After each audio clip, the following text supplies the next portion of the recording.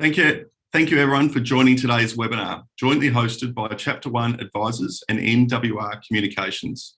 I'm David Tasker and I'll be hosting the webinar today.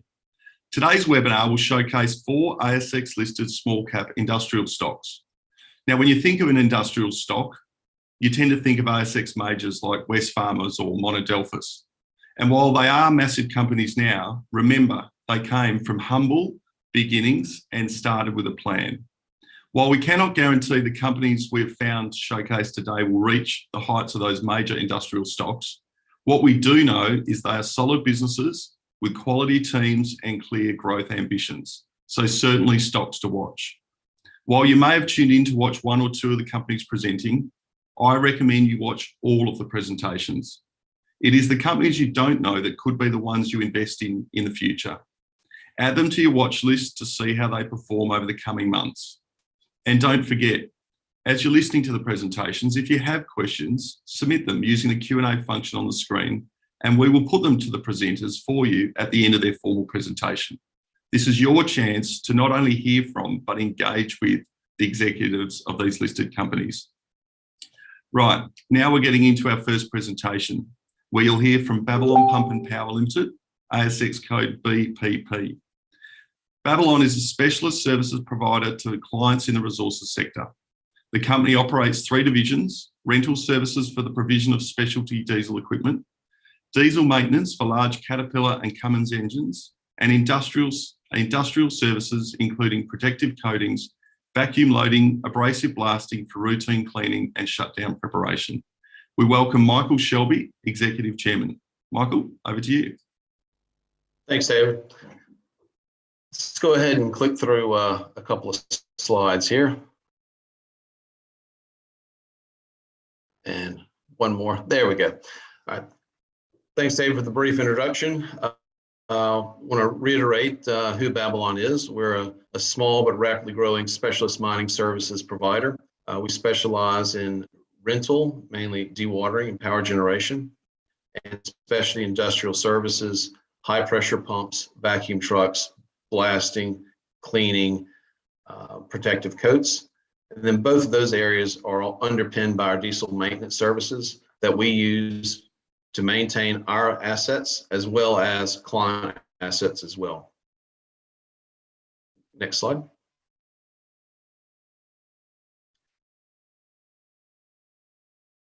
This is just a corporate snapshot. All this information is publicly available. So I'd like to go next slide and get into the meat of it. One of the key areas I wanted to discuss today was the improvements we've made over the past 6 to 9 months in our team. We're very proud of where the company is and where we're going. The company is a small company. We've been reactionary the past couple of years from foundation, but we've moved into a medium-sized operator. And with that, we've really needed to rejigger our team and our board as well to make sure we have the skills and the ability to grow the company to the next step. With that, we've brought on board a few key executives, Mr. Craig Batterham, Mr. Laurie Phillips. They specialize in the operations, the planning, and the systems required for us to take the next step from a reactionary type company to a medium-sized company dealing with the big guys, trying to have operational excellence. So those guys have been on board for the past 6 to 8 months, and they're now starting to take hold of the business and drive it forward themselves. Also, we've made a key appointment with the board. Ms. Louise Bauer has come in. She's joined the team of the other 3 of us, Patrick, Michael, and myself. We were the foundation directors. We're wanted to round out the company with some key independent, non-executive eyes on the board. And also, we also acknowledge that the ideal governance system is to not have myself as executive chairman and MD, and that's something we're looking to clean up in the upcoming months as we look to place an independent chairman in the month coming ahead. Next slide.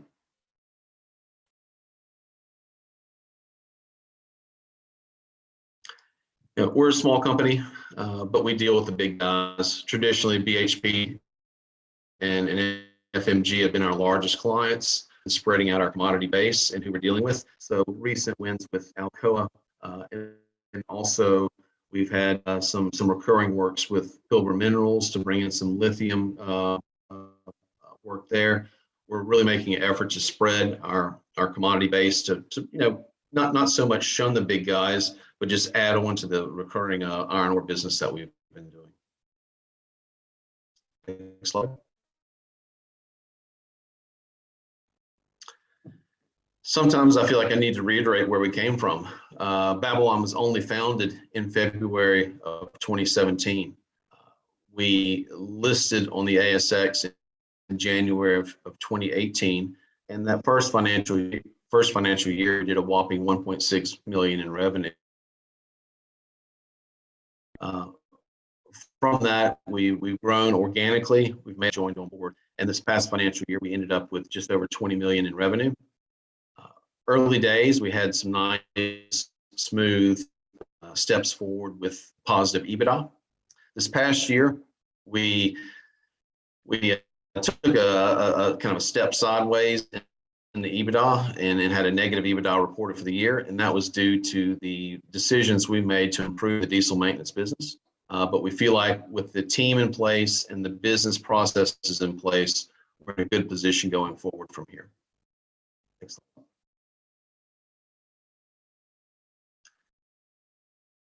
Financial 21 performance, revenue from operations up 24% to 21 million.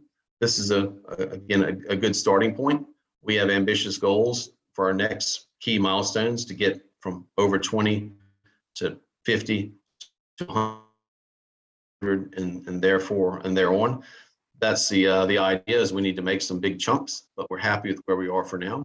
Over the past financial year, we had a negative operational cash flow, but in the fourth quarter of FY21 and the first quarter of FY22, we've reported positive operational cash flow. Key in this area as well is increasing our assets. The amount of assets that we have increased tremendously with the acquisition of rental assets and industrial services assets. These assets are key for company profitability going forward. Those are the most profitable areas of our business, is the assets, putting those to work, the rental and the service work that goes with them. EBITDA across the businesses are improving in FY22. Ozblast, which I'll give a bit of a background to later on, they were a slight negative contributor for the financial year. They were only on board for about 4 months, but year to date, FY22, positive EBITDA, and we feel like that there's a tremendous upside for that company. Babylon Operations, the legacy company headquartered in Perth, again, provided a strong contribution of 1.5 million of EBITDA. Prime Power Queensland, which specializes in the diesel maintenance side of the business, they struggled a bit last year, but we have a plan in place that we're beginning to execute to both address the top line and the bottom line, meaning we're bringing a different type of revenue in the top, and also we're starting to centralize some services and remove some redundancy that we have by operating both in Queensland and in WA. And we're making strides going in the right direction. We still have a ways to go, but we feel like, again, with the team and the plan, we're going in the right direction. Next slide. Highlights driving growth forward. Again, the top two boxes relate to assets. It's increasing our fleet of assets for the rental business and the industrial services. Those will boost our profits, and those are key areas that we made some investment this past financial year. We have a tremendous amount of equipment mobilizing the past few months and going forward, and then also quoting and new proposals that are going out for the industrial services business. We feel like that will drive the business going forward. Also, last year, we invested in core engines for diesel maintenance service exchange programs. And for our clients, having equipment maintenance, or whether it be a failure, that's very expensive for those guys. So what we've done is invest in core engines that we have built ready to go. It consumes some cash and makes us have inventory in our books, but that's already proved to be very beneficial for us to have some quick wins, to have engines out, relieving the clients of their time of stress for downtime. And then also it builds for more recurring type revenue, and the fact that we're not just reacting and rebuilding a client engine. We have an engine ready to go. We can, or a component ready to go. We can give it as a service exchange to the client, and then we get their engine or their component back to rebuild as well. So it's kind of a 2-for-1 type scenario. You know, in the past, we haven't had the luxury of doing that, but as we've invested in some of the core engines this past year, this is what's we're in. We feel like we're fortunate going forward to be able to take that next step forward. Next slide, please. Next. Growth outlook for specialty rental. We're going to continue to invest in assets. Right now, with the state of the market, with logistics and COVID shutdowns and lead times on equipment, we feel like we're in a good position because we own assets and we have assets out working. We will continue to invest in the specialized assets there to drive forward and get the big, unique, higher dollar type asset. We've had a small win with Nickel West in the water management area, something unique, something different with an evaporator solution for water management. It's a small project, execute well. We feel like it'll lead to larger opportunities. Next slide. Can we go to the next slide? Diesel equipment maintenance. High levels of inquiry and investment in our core engines, our service exchange engines. We've won some multi-year contracts that we've announced over the past month and a half. Go ahead and go to the next slide and I'll jump to that so we don't run short of time.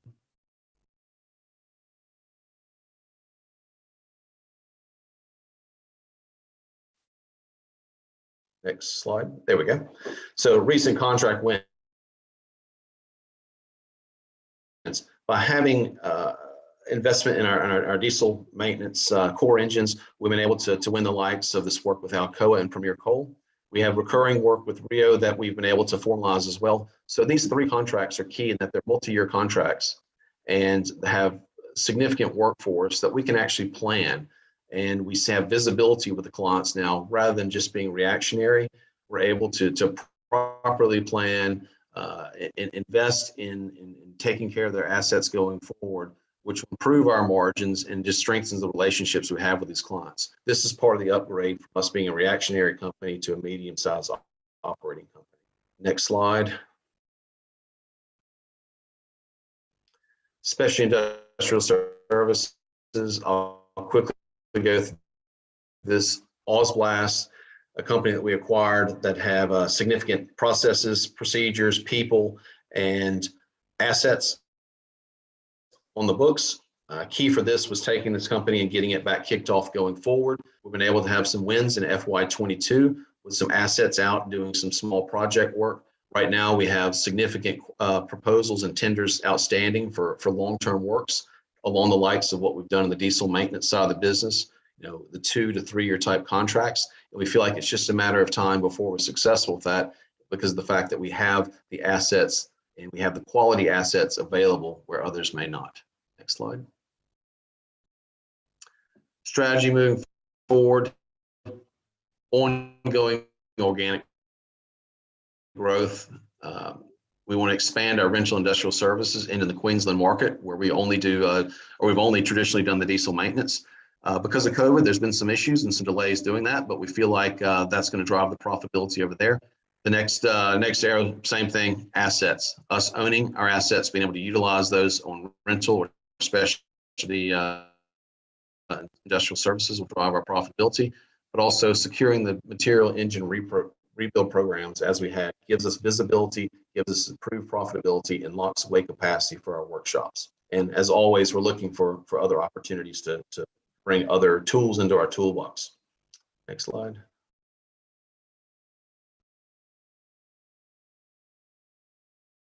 I won't talk much here because I know we're off short on time, but generally the growth drivers have not changed. Demand for our services, demand for our equipment is still there. And there's actually more issues now with clients with COVID restrictions and with supply chain slowdowns across the world. clients can't just go buy new gear. They need our services to rebuild it, or they need to rent our equipment as well. So we feel like that while the world is in pain, having the service capability and the rental capability to continue to grow the business. One more slide. And I'll wrap up with this one, investment highlights. We recently strengthened our team. We have experienced operational and management forward to grow with the company. We've had some new contract wins that have been announced over the past month and a half. That kind of goes along with record inquiry levels. We feel like that there's a lot more work going to come down our throat in the months and year to come. And we've invested in assets to support that growth. We deal with the big guys. We feel like we're doing a good job, and that's reinforced with the long-term contracts we have in place. But we're also trying to diversify into bauxite, into lithium, into gold, and not only be in the iron ore market. And again, we feel like we're uniquely positioned because it's tough to get hands on assets, new assets right now. So being able to have them, to rent them, and then also maintain client assets is where we want to be. And that should be it. Next slide will be the end. Great presentation, Michael. I should have warned everyone that Michael did have a couple of minor internet issues, so we did turn his camera off just to make the sound a little bit better. But Michael, we do have a question. Time for one quick question. M&A, you seem to be very good at bedding down businesses when you find something that makes sense to add on. Do you keep an eye out for M&A opportunities, and do they exist in this busy world? There's always opportunities. We have trusted advisors across the country that bring opportunities to us. But the best way for us is who we deal with, and the people that we deal with, that we have respect for. And generally, we've been successful because it's been like-minded other small companies that we're not taking too big of a bite, but we have some owner-operators looking to transition or looking to get more resources in their back pocket to go attack the market. That's where the strongest leads come from. But yes, we're always interested and always on the lookout. But as much as corporate advisors will sit around and whether it be in Melbourne, Perth, Sydney, the best is on site. Who do you see doing a good job? Who do you want to talk to? Who do you want to deal with? And that's kind of how we've taken our approach. Great. Thanks for that presentation, Michael. As you said through your presentation, a strong foundation built, the team in place, the assets in place. Now it's all about growth. So well done, and we look forward to following your progress. Thank you, David. Our next presentation will come from Pentel, ASX code PTL. Pentel delivers a range of branded products such as White King, Country Life, Velvet, Softly, Martha's, Sunlight, Huggy, Jiffy, and others, all of which have been an important part of the Australian and New Zealand families for generations. The company's goal is to help families live better by providing high-quality products for today's lifestyle. Presenting is CEO Charlie McLeish, and I believe you've got a colleague with you as well, Charlie, but over to you guys. Thank you, Dave. I'd like to introduce Neil Godra. Neil's our Chief Financial Officer. So Neil will be sharing the presentation with me this afternoon. Next slide, please. So Pental's origins began back in 1956 as a humble bar soap manufacturer. And over the years, the company has, through acquisitions, purchased a lot of the regional brands that were once owned by multinationals and formed a full portfolio of FMCG, well-known, established and loved products. Our manufacturing operation is in country Victoria, based in Shepparton. But we also have a major distribution operation based in New Zealand, with 70% of our business being local and 20-odd% in New Zealand, and the rest spread around the Pacific region. Next slide, please, and I'll pass on to Neil to give some highlights on the financials. Thanks, Charlie. I'll just share some highlights from a market update that we issued literally a few hours ago. which I encourage you to log on to ASX and read. So one of the highlights we have issued is that the first half of this year, we're expecting our profit to be about 53% up at roughly about $6.5 million in EBIT, and a good chunk of that it can be credited to our recent acquisition in hampers with bite, which we acquired as of 1st of September. So the business has performed quite nicely since the acquisition. And for the full year, we've also issued a guidance of about $9.8 million in EBIT, which is roughly about 20% up on last year's EBIT. Now, just a brief update on the hampers with bite acquisition. As I mentioned, the business has been performing quite well at the front end. Sales have been quite significantly up on last year. In the 4 months, in fact, that we've had on the business, the business has outperformed this entire FY21 sales. The integration of the business has been traveling quite smoothly, and we also have a whole lot of synergies on the horizon that we expect to tap into the second half. So, having acquired the business at the start of the peak season, we didn't want to tinker too much with their plans, and we let it run. So we have some good easy low-hanging fruit there to be picked. Without going into too much detail, Charlie will touch base on most of these points, but more importantly, from a balance sheet perspective, we are a very strong balance sheet business still. So after acquiring the business, we have generated a healthy amount of cash flow, and we're back to about effectively being debt-free. So we have about $12 million in cash with about $4.7 million in acquisition-related debt. So a very healthy business with healthy profitability and a very healthy balance sheet. So over to you, Charlie. Next slide, please. Okay, why hampers with bite? Why do we buy an e-commerce business? We commenced developing both a website and specific products for online shopping some 18 months ago. But what we found is that we never had the expertise in marketing these products online. So we started our search some 12 months ago, and we came across this family business. The family business, well run, good experienced people who had been in this sales channel since 2004. So with the freed up capital from the Duracell business, when Duracell restructured and decided to take the business back and run it themselves in the domestic market, we freed up around $12 million in capital. We raised some, so we purchased this hamper business, which really complemented our own range of products. And as you can see, the sales growth in the previous year with the e-commerce was 65%, with revenue around 25.7 mil. So it's a very solid business. Next slide, please.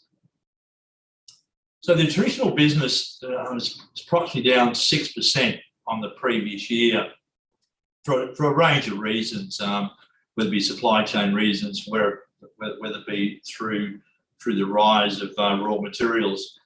But we expect this to be offset by strong performance in New Zealand. But also, more importantly, we take the outlook for H2. We have implemented a price recovery and reformulation and the supply into Bunnings. We are supplying Bunnings with our White King range, which we believe will offset the deficit in H1. Next slide, please. So just give you an idea on where we're at today and where we are taking the business into the e-commerce. We developed a range of products using our core products. The first to market bundle packs. Here's our Velvet range. Next slide, please.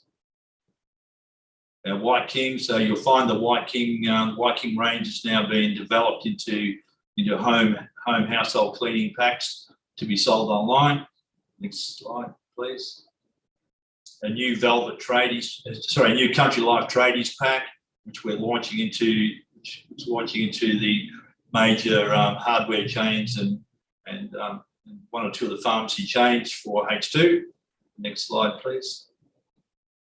And more importantly, product innovation, with sustainability being fresh on consumers' minds, especially the new educated consumer coming through now.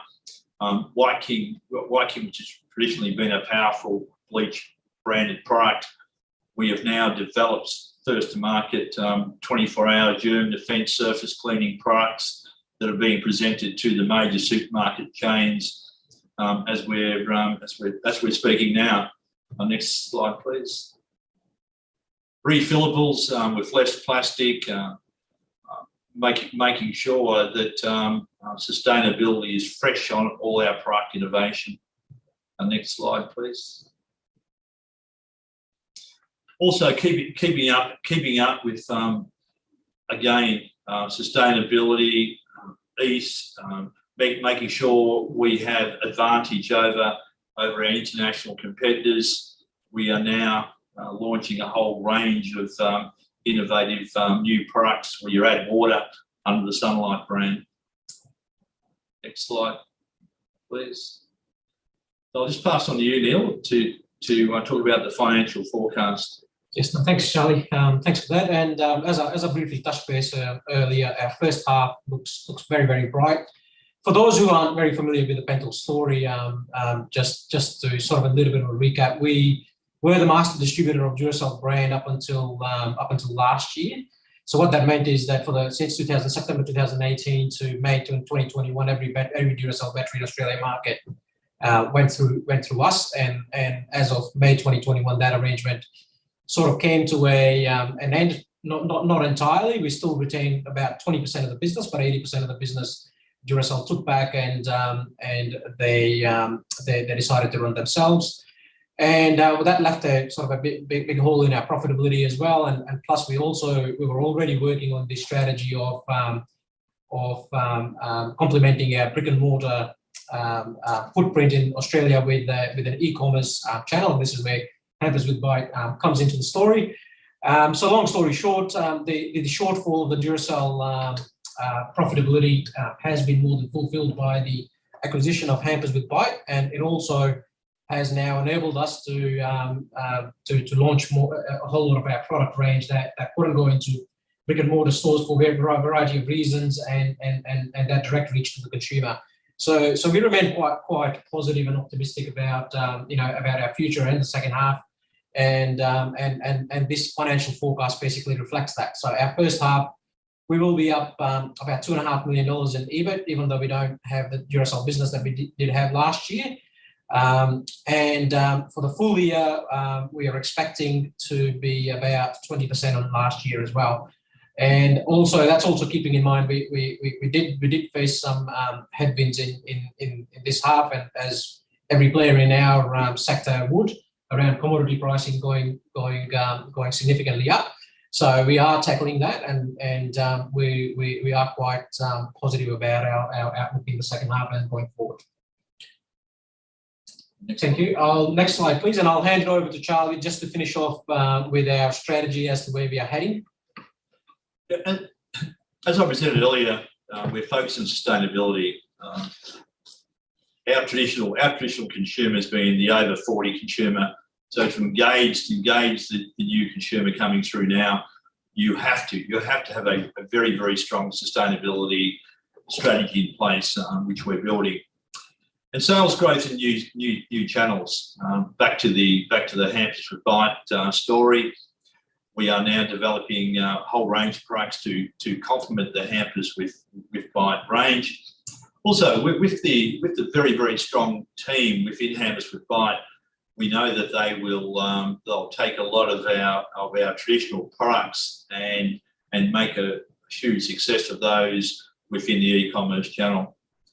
Building customer partnerships. For the first time in the Pental history, we just recently have been ranged in Bunnings hardware stores, and we're now supplying Bunnings with a full range of products. That impact will mainly be in H2. Back to being competitive and innovative, we've touched on that, and new cost down initiatives.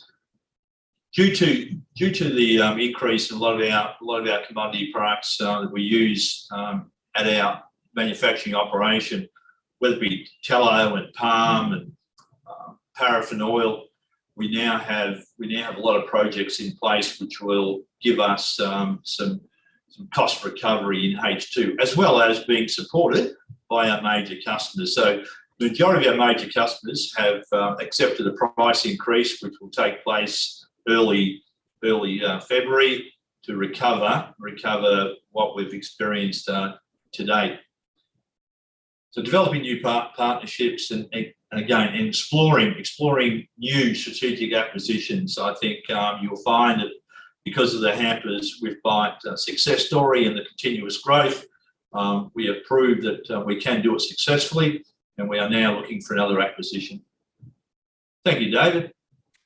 Great presentation, guys. Thanks for that. And as you've mentioned, I think for the audience watching and our extended families, most of us know your brands, and they're very trusted and well-liked and well-supported. So congratulations on building out a significant business. A couple of questions. It shows you the level of sophistication of our audience. There's a couple of cracking questions coming through. What kind of levers does Pental now have at its disposal to expand its margins and deliver more sustainable growth? Again, we're quite fortunate. We have some very good talented chemists within our team, where we have been able to develop, as I showed very quickly through our product innovation, products that will be first to market, products that are not me too products. So with our traditional brands, it's very important that we focus very strongly on being innovative, and to grow the traditional business, you must be innovative and be able to demand a higher margin than focus on being just another me too product. And I think that is one of our key strengths. Your attention, please. Your attention, please. This is the chief warden. The annual evacuation exercise for this building is about to take place. Please listen to the tones and follow instructions of your wardens. I repeat, this is your chief warden. The annual evacuation exercise for this building is about to take place. Please looks like we might need to cut it there, gents. There are a couple of questions, so if you want to look at those online, you can deal with those then. But thanks for a great presentation and good luck with the fire drill. Okay, as we say with webinars, anything could happen and anything does happen. So we did know that there was fire drill being lined up for the guys at Pental, but it came a little bit quicker than expected. Now, next we have Westar Industrial presenting, ASX code WSI, with Managing Director Rob Spadanuda to present. Westar Industrial is an industrial steel fabrication, installation and maintenance services company focused on the resources, oil and gas, water and infrastructure sectors. The company operates two flagship brands, Simpec for high quality construction and engineering services, and All Type Engineering for steel fabrication expertise, site installation, construction and maintenance services. Rob, over to you. Thanks, David, and thank you for having us. I'm here to present the growth plan for FY22 in this investor presentation. So if we could have a turn of the slide. Just briefly, for those who don't know, Westar Industrial is an industrial services company. We operate in the energy, resources, utility, defence and infrastructure sectors in metro areas and remote areas across Australia. I'll provide an overview today of the company's conglomerate business model, which sees Westar provide a range of industrial, manufacturing and fabrication, installation services, construction services and maintenance services for the main areas being energy, resources, water and infrastructure, through, as you said earlier, the two subsidiaries, Simpec and All Type Engineering. If we go to the revenue growth chart here, we look at, I suppose, the rapid growth that the business has achieved over a short period of time. We set about some years ago to establish a strategic plan, and we now find ourselves moving through that plan. A number of factors, but one of the most important ones was to grow revenue and profitability, and that's what we're about at the moment. We're, I suppose, in a maturity phase. As you can see, FY21, the group revenue was circa 72 million, and our current order book is very strong at 222 million. That's all contracted revenue, all being delivered as we speak at the moment, and moving into the second half of the financial year. We continue to be strong with some delivery also moving forward to FY23, a unique position for the company. Slide, please. So predominantly there's two brands. We've touched on this a little earlier. Simpec is a diversified services company, construction services, asset management services, strength in SMP and E&I, very strong management team, long history of delivering large scale projects run by a very strong MD and a very strong team. All-Type Engineering again was a recent acquisition about a year ago. 30-year history, workshop fabrication, site installation, maintenance services with a very specialised areas such as oil and gas, water and power generation. Two very strong brands in their own right, two very well-known brands in the market, and both companies are delivering some really serious goals at the moment and delivering a very strong performance. If I could change slides, please. So reflecting on FY21, as I said earlier, we had a revenue of circa 72 million, increasing year on year. The contribution was quite even between the two subsidiaries. We delivered an EBITDA of 3.4 million. And I mean, I'm focusing today on profitability. As we enter this maturity phase that we're in at the moment, we come from 2 years of profitability historically, and our expectations are that this year will be even stronger in that area, along with revenue and profitability.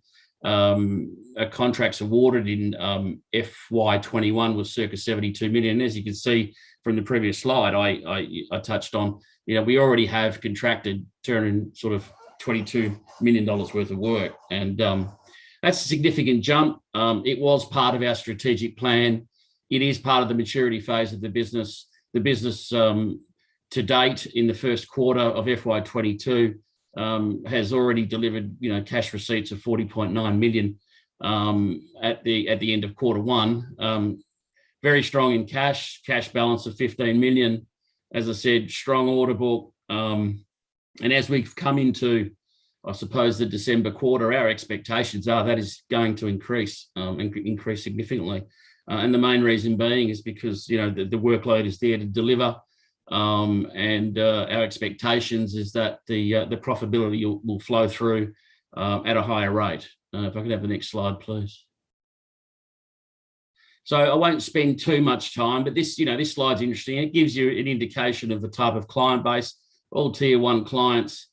As I said earlier, our reputation is strong. Those two brands, Simpec and All-Type, are contacted for work every day. We are asked to tender on all major projects in our skill set. I touched on some of the projects here that we've worked on over the last few years with Simpec, one of the larger projects for Tianqi, First Quantum Minerals, Talison, FMG, Rio Tinto, these sorts of clients.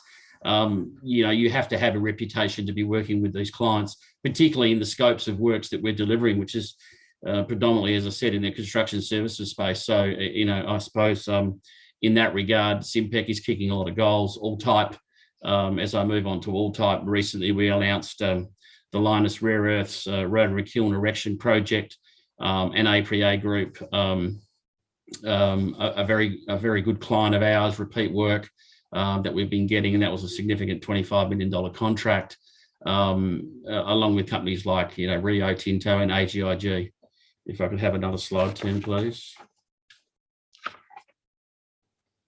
So in recent times, we've been focusing in on a large project which we were awarded by FMG, and I think at the end of the day, because of the $222 million worth of revenue, it's important to focus on this project we won with FMG. We are into the project now.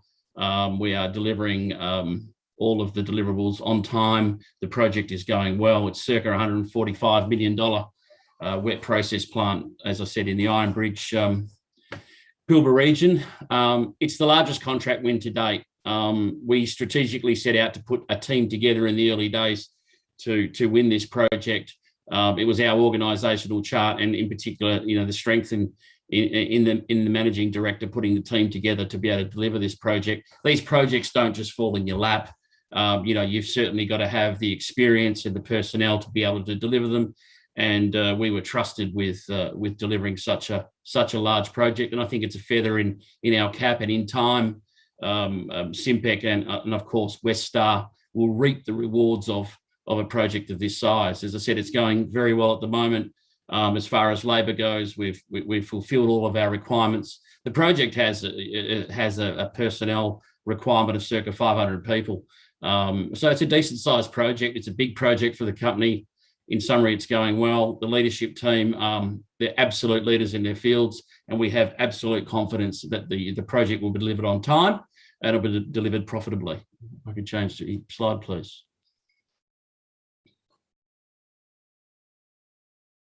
So we always go into the key risks, being that it's a large portion of revenue for the company. The interesting thing about the project is from a procurement perspective, most of the materials are free issued on the project. So it takes away that risk, and predominantly they're free issued items from the client. We've talked about capability and the personnel that have been handpicked to deliver the project in conjunction with our client. The current workforce is strong. The competitive rates that we've achieved on the project are strong, and recruitment is going very well. Finance and funding, I can touch briefly on. We'll probably come to that at the back end of this presentation, but we've recently announced a strong bonding facility with Export Finance Australia, which has enabled us to take on a project of this size. I'll come back to that shortly. Payments and cash flow, there's absolutely a cash neutral intent on the project. Cash flow is going extremely well. We're being paid very well, and the relationship with the client is very strong. And the program is a circa 13-month program. So, it's a large amount of revenue being delivered in the financial year, the majority of which will be delivered this financial year. And from a contract perspective, it's a lump sum remeasurable contract, bill of quantities and schedule of rates. So we feel we've covered the risks. We feel that we're going very well on the project. We're very excited to deliver the outcome of the project. We feel that once we've delivered a project of this size, it certainly resets the business for the future to take on larger projects still. Slide, please. I'll touch briefly on management, but most importantly, the two strong MDs that run both the businesses. They have significant experience in working with first-tier companies. They have an excellent safety culture and very strong fundamental core values. People are everything in this game. The two managing directors that run very large teams are people first, and I think that can be a throwaway line, but at the end of the day, companies need to consider their people first to be able to deliver on projects of this size. Next slide, please. So I touched earlier on Export Finance. We've recently received a $7.5 million bond facility, which is a feather in our cap. The Export Finance bonds are Australian government backed. They're AAA rated by Standard & Poor's, and what it's enabled us to do is release $5 million instantly to the company's balance sheet, and enables us to take on bigger projects. Also, we recently completed a $3.5 million placement. So that was supported very well by institutional sophisticated investors. We continue to tender strongly. Working capital is available, and contracting activities are going well. And we've extinguished all of our debt. The company has zero debt. So it's a wonderful position to be in.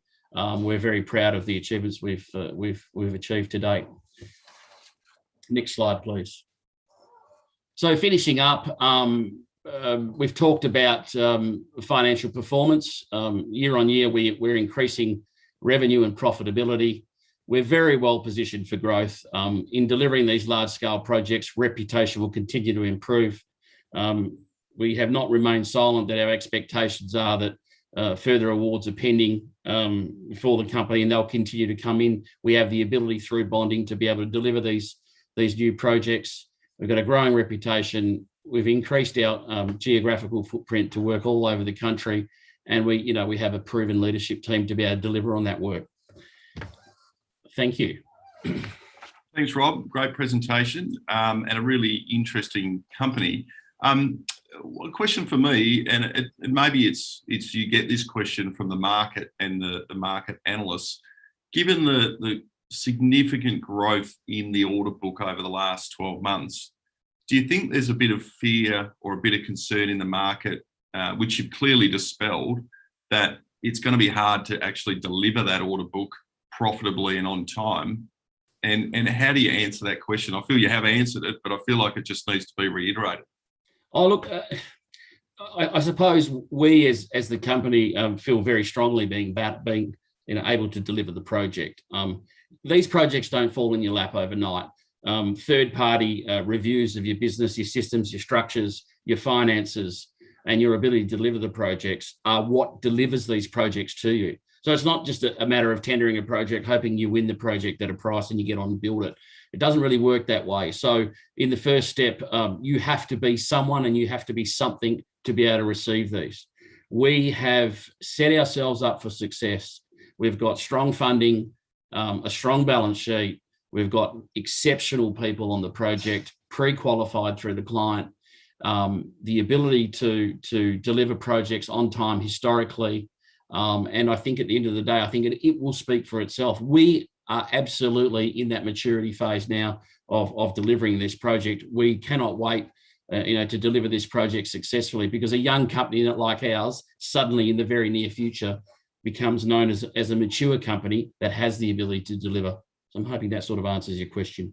It does. And I suppose a linked question is, many will see the size of the order book and think you've hit capacity, that there's no growth for further big contracts, that what you've got in the book is the book. The bonding, the additional capital that came in, is that setting you up for the next lift? Absolutely. So, the bonding doesn't stop there. I mean, the government-backed organisation that's looked into our financials has enabled us to be able to get ourselves to the next stage to get more bonding to deliver on more projects. So I suppose from that perspective, we have the resources, we have the cash raised, we've got a strong balance sheet, and we're not at capacity. Every project that you build teams. And I talked about people earlier. Put the right teams together on the projects, deliver the projects. It's not one team that delivers them all at once. They're individual teams. So we can mobilize a new team to a new project. And that's how we roll. That's how we work. You put the right team, the right skill set on delivering that type of project. Thanks, Rob. A great presentation, and clearly, as you've said, moved through growth into maturity with the next level of growth to come. Exciting times ahead for Westar and its shareholders. Thanks for your time. Thanks, David. Last by no means least, we have a cracking company that is doing some amazing things in a part of the market which excites not just those who are in it and their shareholders, but also those who see it for the first time. We have presenting Fertoz Limited, ASX code FTZ, who are aiming to become an integrated global fertiliser marketer and producer, initially supplying the North American and Australian organic and conventional agricultural markets. The company's key focus as a certified organic manufacturer is on providing quality organic input supplies and support for North America's booming organic market. Joining us is Executive Chairman Patrick Avery. Patrick, thanks for your time, and over to you. Thank you, David, and good afternoon to all of you. I'm actually coming to you from Denver, Colorado, so we're pushing 10 o'clock at night here, so we appreciate the opportunity. I'll go through this quickly, but we think we have a pretty unique value proposition that's actually going to have positive global impacts. So why don't we go ahead and start on the slides. Financially, we're a good solid position, market cap of about $60 million. Stock has finally been steadily increasing this year with our advancing sales and carbon performance or carbon efforts. So we think we have a good solid base and ready to grow. Go ahead. Got a great board and management. I mean, all the presenters just said, it takes a team, and we have a saying, of course, it's kind of in North America everywhere, that a good team can take an average company and make it spectacular. A bad team can take a great asset and run it in the ground. Our board is quite experienced, brought forth many businesses, serial entrepreneurs, and then our key staff. It is kind of funny when you look at the years. We hire very experienced people. Most of them have been in ag or operations or grain for 20 and 30, 40 years. Rianne's our youngster at 10, but very experienced people that know how to operate. Go ahead. We started with a pretty simple proposition, and we've been around 5 or 6 years. We hold a significant number of high quality phosphate leases in North America. And we also bring product from Southeast Asia into Australia, a fused phosphate product. We wanted to really focus on the organic market. Our rock phos and now our nitrogen products are very high quality, very low metals. But it was tough. There is no real supply chain for organic. Conventional fertilizer, synthetic fertilizer, great stuff, feeds the world, but it dominates the supply chain. So we had to go to individual growers, maybe standalone smaller dealers, but we provide organic farm inputs, low carbon base, native based carbon generation. We'll come back to more of this, but we're changing agriculture in North America, and I think we'll keep that process going in Australia also. Go ahead. And we started out with a strong ESG philosophy. I'll be candid, I made conventional fertilizer for about 15 years, and it feeds the world. But candidly, ammonia, urea, aminated phosphates put out a lot of CO2, a lot of salts in the soil, and some runoff. So when the board and we got this vision of high quality rock phos to make organic fertilizer, we really think it was the right thing for agriculture. But then we also found that, because all we do is simply crush and screen our product, it has low carbon footprint, and actually we'll start building out this business of carbon trading and carbon offsets. We've got great partnerships with growing companies. We've looked at this global industry, and we think we can grow in a very safe, low risk manner, and we're always looking for diversity inclusion. Go ahead. So we started simply, start making organic farm inputs. Organic fertilizer has to be certified by a governing board, ProCert in Canada, California, Oregon, Washington, OMRI in North America, certainly Australia, Philippines where we sell. And as I said, it took a while to break into the supply chain and start really growing. But we have really launched off. Some of the concerns again over conventional fertilizer, our orders rocketed this year. We sort of doubled and tripled. We sold more in the last 6 months than really the previous couple of years. We're adding a lot more of our processing facilities. We have 3 to 4 to 5 large leased phosphate resources. We contract crushing, screening, and granulation, but now we're bringing that in-house. And the bottom slide's important. Almost 30% of farm-created greenhouse gases are a result of synthetic fertilizer. Agriculture is a great thing. We all need to eat, but agriculture contributes about 15% of greenhouse gases globally. So we think we can have a great impact on that, very positive. Go ahead. Most people know this, I'll do this quickly, but again, Fertoz targeted the organic market, organic food market. We provide inputs to certified organic growers who then sell to larger certified organic distributors and food companies. One thing about it, food around the world is relatively flat, some growth due to population, but the organic market, particularly in USA, but Australia and Canada, is growing 10 to 12% a year. And we hope we capture a significant piece of that. Next slide. But what's interesting is, as I said, we really started diving into phosphate extraction and growth. But then as this questions about carbon, what happens really as you make synthetic fertilizer? How much can the plant sequester? How much can food sequester? we found out again that through our simple processing, we're essentially carbon neutral when we make a product. And so we've started generating carbon credits, starting to trade carbon credits. So if a grower or a dealer uses our phosphate product, we also have some emerging nitrogen products made out of alfalfa pellets that are carbon negative, that we can actually calculate those carbon credits and provide them a carbon credit and start trading carbon. I'll build that out as we go. Go ahead. So one of our competitive advantages, again, you hear globally, a lot of people are doing carbon trading, which is great. But we actually have the base product that's essentially carbon neutral fertilizers. So we actually have a double value proposition. We can sell organic inputs, zero or no carbon. And then as the crop grows and yield gains, we can add more carbon credits or carbon positive, and then trade those credits with the grower. So we actually have a big whammy here. We produce low carbon fertilizer. We know that fertilizer has significant yield growth. That's kind of the second bullet. We've measured that for years. And then the soil sequesters carbon, the plant as it grows sequestered carbon. And so we're dealing in carbon credits in the ag industry, and actually we're now moving into forestry and reforestation. Next slide. So, some of this just seems, simplistic. You've seen the carbon cycle, CO2 is emitted and plants take it up.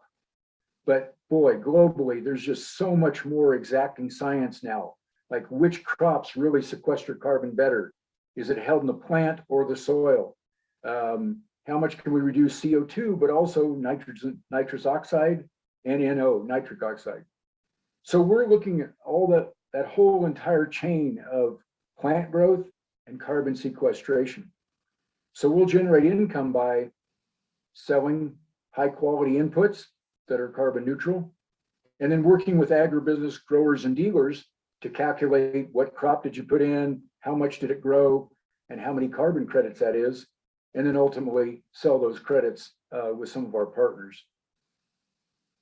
But having a base product to sell that makes us fairly unique from just carbon trading. Go ahead. So we're doing some exciting stuff for a small company. As I said, we started out, main focus was organic fertilizer, and still is. But then this carbon market really developed. But we determined we can't do all this ourselves. A couple of just funny things going on, and I'll jump into kind of the third name. Again, to measure soil health, soil carbon, plant growth, harvest yield, that usually takes an agronomist or agrologist walking those fields and that sort of thing. Well, you can't do that globally on every acre.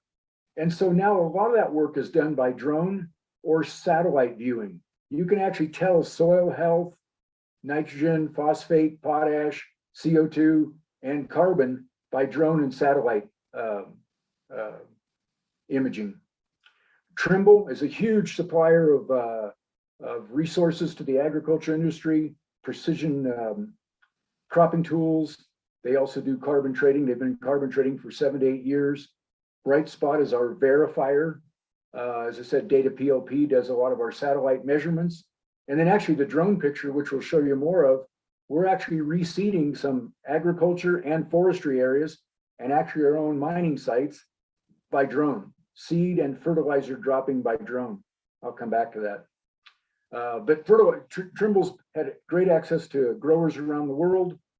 And the benefit of, agriculture tends to be 1 year crop, maybe 2 or 3 of its hay.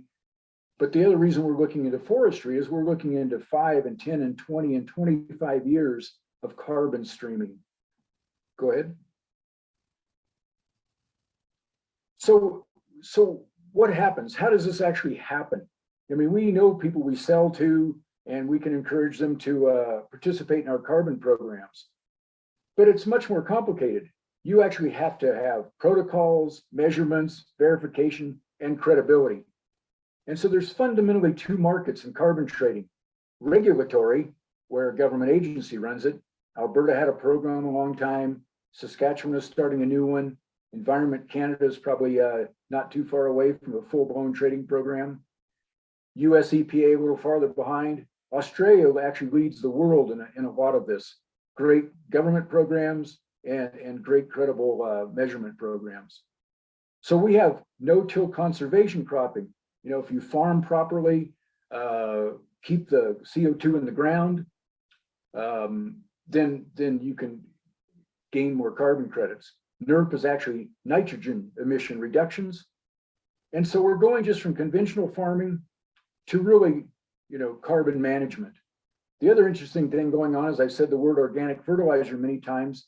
A lot of our sales now are actually blends with synthetic conventional fertilizer, because if they blend with our product, it brings their carbon footprint down, less environmental runoff, and much improved soil health. So we think we can penetrate a vast market with this, agriculture and forestry. Go ahead. And so, you know, I'll just tell you, we, as I said, we actually mined rock this year. We extracted rock out of southeastern British Columbia, and we got done. We actually reseeded it and fertilized it with drone. And it's very efficient.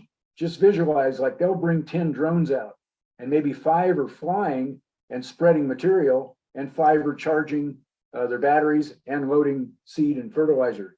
It's an amazingly efficient process.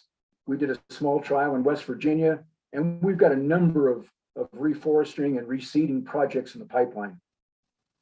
I'll wrap up, go ahead. So really the next 12 months is really keep that going. We're going to get our no-till conservation protocol approved. We've got several other protocols showing that our manufacturing is low carbon and that our yield absolutely demonstrates a carbon sequestration. As I said, that's the regulatory market, but the voluntary market is large too, much larger actually.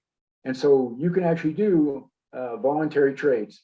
People are looking for carbon credits, and we're providing carbon credits. So we think we've got an exciting future. I mean, our growth in just fertilizer is growing very well. Organic fertilizer blends with conventional fertilizer, but all of that's going to generate carbon. And then again, we're in large industrial areas, forestry and mining that we can reforest and work on abandoned mine lands to trade carbon credits. So we think we've got exciting times ahead of us. I'll turn it back to you, David. Thanks for that great presentation. And I love people who are clearly excited about the company, its projects and plans despite the time. So Patrick, I really appreciate the presentation. Now we do have a number of questions. So if you'd let me shoot those through, then we'll go from there. So selling an organic product into what traditionally is a non-organic industry, what's the pitch and how's the pricing power work? That's a great question. And the real pitch is organic food carries a good premium. Right now, globally, conventional agriculture, conventional crops, price is fairly good. But probably in the last 5 years, organic premium is about 30% higher. For wheat, peas, beans, corn, organic's about 30% higher as it goes into higher retail, Whole Foods and those kind of thing markets. So that's one value proposition. Again, much reduced impact on the environment. And now with this trading carbon credits, it's a whole stream of value. And looking at I suppose the ESG lens that a lot of companies have to look through now, how important is it to, an eventual end user of your product, and maybe not even in the first or second step, but well down the line, that your product does have those carbon credits and those organic credentials that help them build out their ESG footprint and sort of story, if you like, well down the line. We're seeing it with batteries, we're seeing it with cars, where it's not just the first input, it's all the way down to the raw materials that feed in that give it the ESG, the tick that it needs. Boy, that's insightful. And again, I'm somewhat more North American based, but companies like General Mills, Whole Foods, they're actually requiring their growers provide their ESG score. They have to demonstrate it's organic or a blend of organic. They have to show that they use these low carbon or no carbon protocols, and that's how they get the premium price. So it really is, and I want to assure you, there's a verification chain the whole way. As I said, our fertilizer is certified, and then all of our carbon measurements have to be certified and verified. That way, the grower can take those to the food supplier and show compliance and get that premium. And are you seeing certain? Say quickly, David. Sorry. You know, we think the carbon market is growing, and I'm sorry. So if a person plants, say, 1,000 acres of peas, and peas happens to retain about 10 tons per acre, well, the guy's going to generate, 5,000, 10,000 tons of credit. And if those are going for $20, $30, $40 a ton, that's a very attractive revenue stream for a grower. You're exactly right. And are you seeing certain markets in certain jurisdictions skewing towards your product and your product range purely because of the ESG and the regulatory requirement, particularly around emissions targets? We are, and that's really has contributed to a lot of our growth. We've had steady sales in Australia, but in North America, yeah. And two things are happening. I want to be candid. Global fertilizer prices, conventional fertilizer, are quite expensive now, and the supply chain disruptions are tough. And so, we're in great agricultural areas, and people know that they can get carbon credits and reduce their carbon footprint. So there's a number of incentives. So it ticks a lot of boxes, not just from a product point of view, but from an ESG and an emissions target point of view. So some of that, maybe an unintended consequence, but it's certainly a valuable tick in the box for a lot of those groups.